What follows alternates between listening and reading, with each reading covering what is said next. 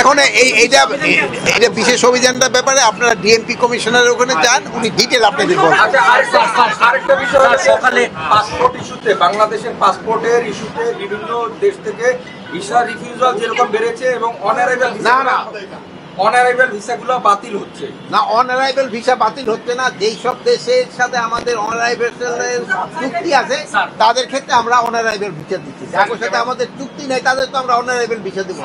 Malaysian team আসছিল sir সকালে, মালয়েশিয়ায় যাদেরকে গ্রেফতার করা হয়েছে বাংলাদেশি, তাদের ব্যাপারে আপডেট আছে কিনা, তাদের ব্যাপারে আপনাদের কোনো ইনফরমেশন না, আছে? তাদের ক্ষেত্রে মালয়েশিয়ান টিম এখানে আসছে, তাদের ক্ষেত্রে এর আমার কাছে একটা সৌজন্য সাক্ষাতের জন্য আসছে। আপনারা জানেন যে কোনো টিম আসছে সৌজন্য সাক্ষাতের জন্য, বাট আমার এখান থেকে তো ডিটেল কনফারেন্সটা হবে না।